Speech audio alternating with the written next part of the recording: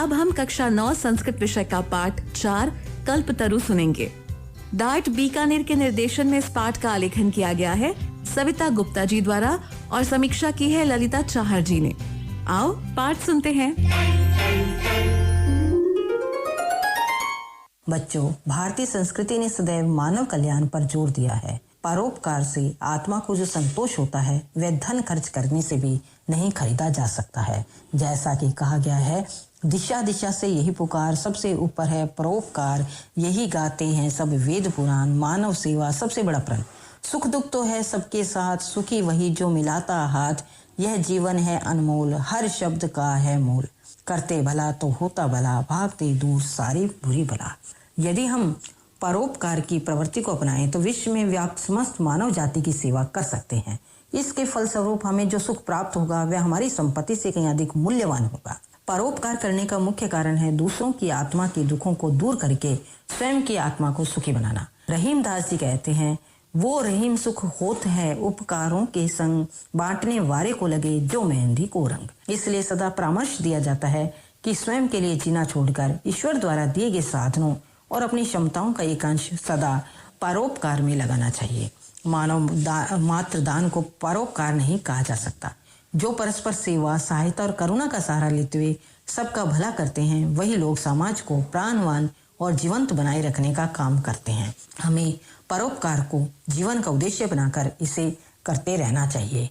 तो बच्चों, आओ आज हम कक्षा 9 विषय संस्कृत के चतुर्थ पाठ कल्पतरु का अध्ययन करेंगे।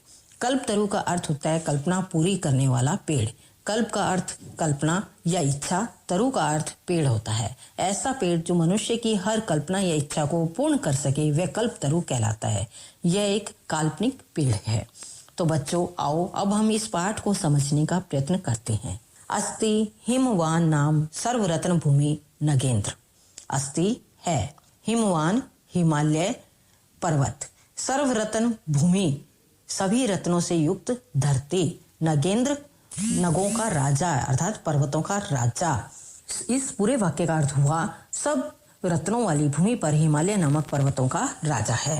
तस्य सानोर उपरी विभाति कंचनपुरम नाम नगरम। सानोर उपरी मतलब चोटी पर। उस हिमालय पर्वत की चोटी के ऊपर कंचनपुर नामक नगर सुशोभित हो रहा है। तत्र जिमूत्र केतुरेति श्रीमान विद्याधरपति वसति स्म। उस नगरी में जिमूत केतु नामक आदरणीय विद्यापति रहते थे।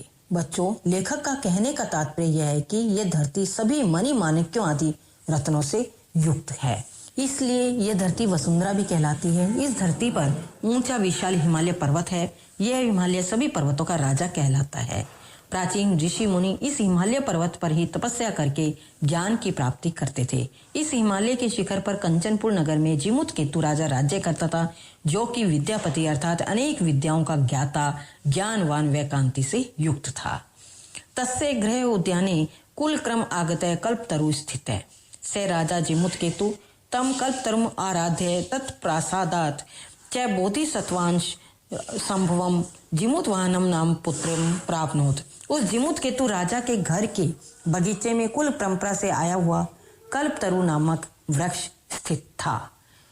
उस राजा जिमुत केतु ने उस कल्पतरु की आराध्य का मतलब होता है आराधना करके, पूजा करके, प्रासादात का मतलब होता है उसकी प्रसन्नता से, उसके आशीर्वाद से, बोधिसत्व अंश से युक्त जिमुतवाहन नामक पुत्र को प्राप्त किया। बच्चों, उस जिमुत केतु राजा के घर के बाग में वंशानुगत से प्राप्त ऐसा वृक्ष था जो हर कामना को पूर्ण करने वाला था।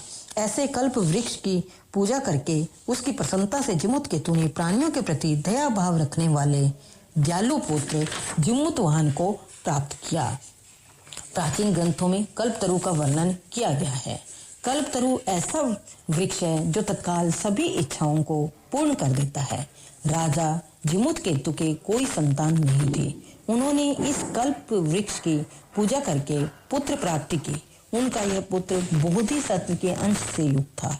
यहाँ बोधिसत्व शब्द बुद्ध के लिए प्रयुक्त हुआ है। बौद्ध धर्म में सभी प्राणियों के प्रति दया की भावना का अत्यधिक महत्व है। इसलिए यहाँ बोधिसत्वांश का तात्पर्य दया की भावना से युक्त या दयालु प्रवृत्ति से है। बच्चों, यहाँ एक बात और स्पष्ट है कि प्राचीन समय में भारत भूमि में पूजा अर्चना यज्ञ आदि का विशेष महत्व था। इसी बात को लेखक बता रहे हैं कि जिमुत केतु ने कल्प वृक्ष की पूजा की, वह उसको प्रसन्न किया तथा यथेष्ट कामना की पूर्ति की। तपस्वी बड़े बड़े ऋषि मुनि भी देवताओं की स्तुति करके ज्ञान व मन चाहा वरदान व शक्तियां आदि प्राप्त करते थे। यहाँ आराध्य शब्द का अर्थ आराधना अथवा पूजा से ही है। स महान दानवीर सर्वभूतानुकंपी च अभवत्। स का मतलब है वह अर्थात जिमुतवान। महान दानवीर वह सभी प्राणियों पर दया करने वाला था। यहाँ सर्वभूतानुकंपी शब्द का अर्थ सब प्राणियों पर जिसकी दया हो, अर्थात जो पुरुष दयालु हो। हमारा भारतीय दर्शन दानवीरों व दयालु महापुरुषों से भरा पड़ा है। बच्चों, महान ऋषि दधीची ने इंद्र के मांगने पर अपनी हड्डियां ही इंद्र को वज्र बनाने के लिए दान कर दी थी। इसी प्रकार राजा शिवी ने शरणागत कबूतर पर दया दिखाते हुए कबूतर के भार के बराबर अपने शरीर का मांस काट कर बाज को दे दिया था। जिमुतवान भी ऐसा ही दानवीर व दयालु था। तस्यै गुणै प्रश्न स्व सचिवैश्च प्रेरित राजा कालेन संप्राप्त यौवनम तम यौवराज्ये अभिषिक्तवान। बच्चों, उस जिमुतवान के गुणों से प्रसन्न होकर और अपने मंत्रियों से प्रेरित होकर राजा ने युवावस्था प्राप्त उस जिमुतवान को युवराज बना दिया। यहाँ स्व सचिवैश्च प्रेरित का अर्थ है राजा द्वारा मंत्रियों से प्रेरणा पाकर यौवराज्याभिषिक्तवान युवराज पद पर अभिषेक कर दिया, बना दिया। बच्चों, प्राचीन समय में राजा अपने मंत्रियों के परामर्श से ही सभी कार्य करते थे। हमारे यहाँ निरंकुश राजतंत्र नहीं था। सभी कार्य में राजा के लिए मंत्रियों सभासदों से परामर्श आवश्यक था। राजा अपने पुत्र के युवावस्था में पहुंचते ही उसे युवराज बनाते थे। यही जिमुत केतु ने किया। जब जिमुतवान युवक बन गए तो मंत्रियों से परामर्श करके राजा जिमुत केतु ने उन्हें युवराज बना दिया। बच्चों, वंश परंपरा से प्राप्त पद के साथ साथ युवराज गुणी भी होना चाहिए। यदि किसी राजा की संतान युवराज पद के योग्य नहीं होती थी तो राजा उसे युवराज नहीं बना सकते थे। यही हमारी संस्कृति का आदर्श रूप है। चूंकि जिमुतवान गुणवान थे, वे प्रजा के प्रति दयालु भी थे, इसलिए उनको युवराज पद पर उनका अभिषेक किया गया। युवराज्य स्थित से जिमुतवान कदाचित हितैषी भी पितृमंत्री भी उक्त युवराज यो अयम सर्व कामदय कल्पतरु तव उद्याने तिष्ठति स तव सदा पूज्य अस्मिन् अनुकूले स्थिते शक्रोऽपि न अस्मान् बाधितुं शक्नुयात् इति। युवराज स्थिति का अर्थ है युवराज पद पर स्थित। मंत्री भी हितैषी भी, मंत्री भी का अर्थ है हित चाहने वाले पिता के मंत्रियों के द्वारा। युवराज पद पर स्थित उस जिमुतवाहन को हित चाहने वाले पिता के मंत्रियों के द्वारा किसी दिन कहा गया, हे युवराज, जो यह सभी कामनाओं को पूर्ण करने वाला कल्पतरु तुम्हारे बाग में स्थित है, वह तुम्हारे लिए हमेशा पूजनीय है। इस वृक्ष के सहायक होने पर इंद्र भी हमारे लिए समस्या उत्पन्न नहीं कर सकता।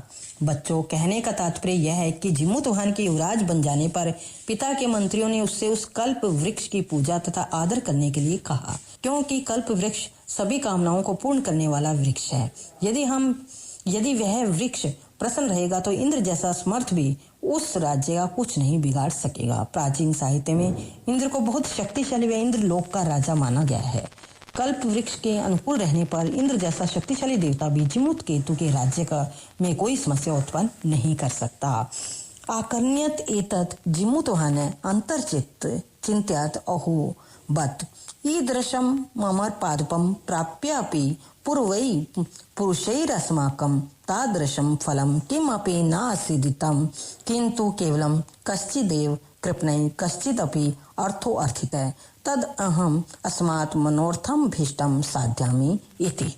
यह सुनकर जिमुतवाहन ने मन ही मन सोचा कि इस प्रकार के ईदृशम अमर पादपम प्राप्यामि, अर्थात इस तरह के अमर वृक्ष को प्राप्त करके भी पूर्व पुरुष अस्माकम अर्थात हमारे पूर्वजों ने हमारा उस तरह का फल आदि यानी कभी प्राप्त नहीं किया, परंतु केवल कुछ कंजूसों द्वारा धन की ही याचना की गई।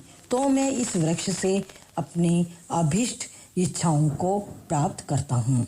जिमुतवाहन का कहने का तात्पर्य है कि कल्पतरु जैसा अमर वृक्ष प्राप्त करके भी उसके पूर्वजों ने उस वृक्ष से केवल कुछ धन नहीं मांगा। अगर वे चाहते तो संपूर्ण धरा का कल्याण भी मांग सकते थे, लेकिन वे केवल अपने हित को साधते रहे। जनता का कल्याण हित उनके लिए गौण नहीं रहा। जिमुतवाहन जो कि विद्वान व परोपकारी था, उसके लिए स्वयं का हित गौण व प्रजा का हित ही सर्वोपरि था। इसलिए वे कहता है कि ऐसे अमर अर्थात कभी भी नष्ट न होने वाले कल्पतरु पेड़ से कंजूसों की भांति धन मांगना मूर्खता है। कल्पतरु जिसका मतलब ही सभी कामनाओं की पूर्ति करना है, उस देव वृक्ष से केवल अपने हितार्थ कंजूसों की भांति धन मांगना बुद्धिमानी नहीं है। इसलिए जिमुतवाहन कहता है कि इस वृक्ष से मैं अपना मनोरथ सिद्ध करता हूँ, अर्थात अपनी अभिष्ट इच्छाओं की पूर्ति करता हूँ। एवं आलोच्य स पितुर अंतिकम अगच्छत अगत्य से सुखम आसीन पित्रम एकांते निवेद्यतात त्वं तु जानासि यद अस्मिन् संसार सागरे अशरीरम इदम सर्वधनम विचि वच चंचलम एक परोपकारी अस्मिन् संसारे अनश्वर यो युगांत पर्यंतम यश प्रसूतम। एवं आलोच्य अर्थात इस प्रकार सोचकर, पितुर अंतिकम अगच्छत मतलब पिता के पास आकर। बच्चों, जिमुतवाहन इस प्रकार सोचकर पिता के पास आया।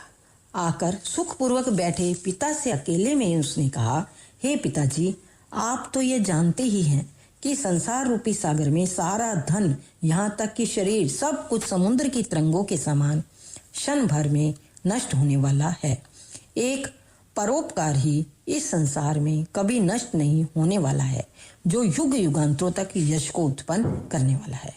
तो बच्चों, जिमुतवाहन बहुत विद्वान था, उसे संसार की नश्वरता का ज्ञान था। जिमुतवाहन को जब पिता के मंत्रियों ने कल्प वृक्ष की आराधना के लिए कहा तथा मनोवांछित फल प्राप्ति के बारे में बताया, तो जिमुतवाहन ने सोचा कि मेरे पूर्वजों ने ऐसे अलौकिक वृक्ष को प्राप्त करके भी कृपणों के समान केवल इस वृक्ष से धन ही मांगा। जिमुतवाहन के लिए धन का कोई महत्व नहीं, वह तो ऐसे अलौकिक वृक्ष से ऐसा वरदान पाना चाहता था जिससे पूरे संसार का कल्याण हो। जिमुतवाहन जानता था कि सर्वधन संपदा, यहाँ तक कि यह शरीर भी समुद्र की लहरों के समान चंचल है। जिस प्रकार समुद्र में एक के बाद एक लहर उठती रहती है, दूसरी लहर के आने पर पहली लहर का अस्तित्व क्षण भर में समाप्त हो जाता है, उसी प्रकार यह धन संपदा आज है, कल समाप्त भी हो सकती है।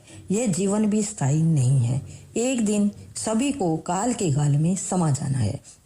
इसलिए जिमुतवाहन को धन व शरीर के प्रति मोह नहीं था, वह परोपकार को सर्वोपरि मानता था। दिशा दिशा से यही पुकार, सबसे ऊपर परोपकार। तस्मात् अभिर्ईदृशे कल्पतरु किम अर्थम रक्षे यश्चै पूर्वेर अयम मम इति आग्रहेण रक्षितः ते इदानीं कुत्र गता तेषां कस्य अयम अस्या वा केते। जिमुतवाहन कहता है कि तो हमारे द्वारा इस प्रकार के कल्प वृक्ष की किस लिए रक्षा की जा रही है, क्योंकि परोपकार ही याद रखा जाता है, धन नहीं। जिन पूर्वजों द्वारा ये पेड़ मेरा है, मम अर्थात मेरा मेरा इस तरह कहकर इसकी रक्षा की गई थी, वे सब अब कहाँ गए? यह वृक्ष उनका कैसे हुआ या किस प्रकार से है, वे तो इसे छोड़कर चले गए, या वे इस पेड़ के कौन थे? तो बच्चों, जिमुतवाहन उच्च कोटि का विद्वान था। वह अपने पिता से कहता है कि ऐसे अलौकिक पेड़ की रक्षा क्या हम केवल तुच्छ ऐश्वर्य या धन प्राप्ति के लिए कर रहे हैं? यदि धन्य जीवन में सब कुछ है या अमर है, तो हमारे पूर्वज जो सभी इस पेड़ को अपना मानकर इस पर अधिकार जमाए हुए थे, वे इस समय कहाँ गए? जिमुतवाहन जीवन को नश्वर मानता है, उसके लिए धन संपदा से अधिक परोपकार का महत्व है।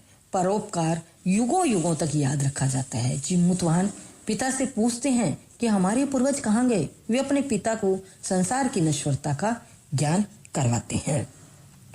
तस्मात् परोपकार एक फल सिद्धि त्वद आज्ञा इमं कल्पपाजपम आराध्यामि अथ पित्रा तथा इति अभ्यनुगतः स जिमुतवाहने कल्पतरुम् उपगम्य उवाच देव तव्या अस्मत् पूर्वेषाम् अभीष्टा कामा पूरिता तत् मम एकं कामं पूर्या यथा पृथ्वीम् अदरिद्रां पश्यामि तथा करोतु देव इति। इसलिए परोपकार रूपी फल की सिद्धि के लिए मैं आपकी आज्ञा से इस कल्प वृक्ष की आराधना करना चाहता हूँ।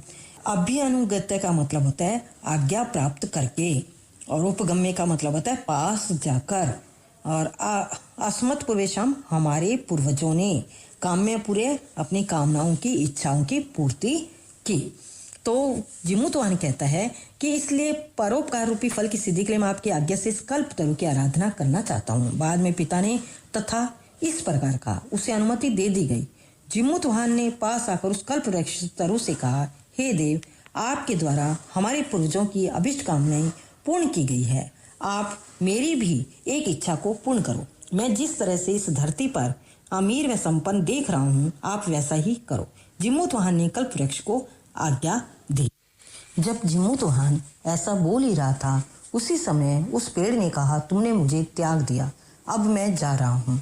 बच्चों, जिमुतवाहन कल्प वृक्ष से सारे संसार का कल्याण चाहता था, पूरी धरती को धन धान्य से संपन्न चाहता था। वह चाहता था कि धरती पर कोई भी गरीब न रहे।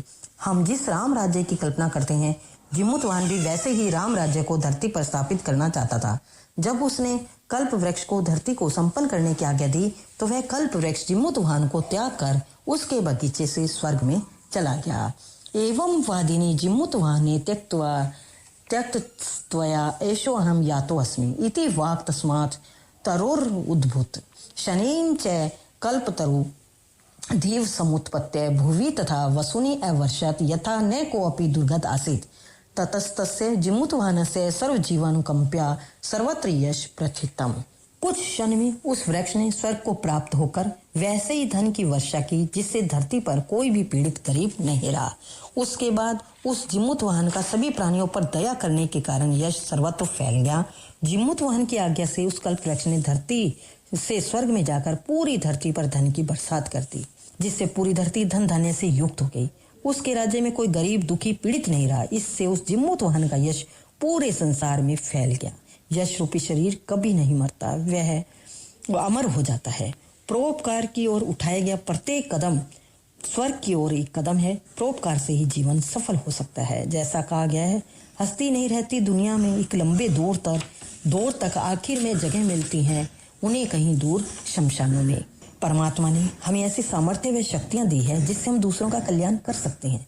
तो बच्चों, हम यदि अकेले प्रयत्न करें तो हमारे लिए अकेले विकास और उन्नति करना संभव नहीं होगा। कोई भी मानव अकेले स्वयं की भलाई नहीं कर सकता। उसके अकेले के प्रयत्न उसके काम आने वाले नहीं है। इसलिए दूसरों का साथ अवश्य चाहिए। बच्चों, जो यही भावना हमारी प्रकृति के कण कण में विद्यमान है।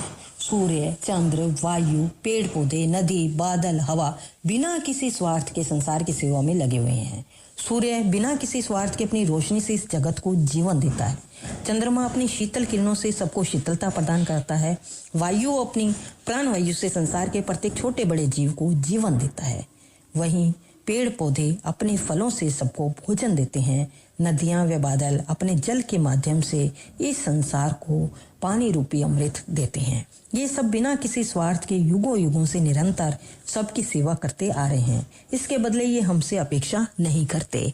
वेद व्यास जी ने केवल 2 ही बात कही है, परोपकार पुण्याय पापाय परपीड़नम। धन्यवाद बच्चों। शिक्षिका ने हमें कल्पतरु पाठ का अर्थ समझाया और जिमुतवाहन ने कल्पतरु से क्या मांगा। जिमुतवाहन ने ऐसा क्यों किया था? आप इस पाठ को पढ़कर समझने की कोशिश करना और पाठ में आई मुख्य बातों को जरूर लिखना।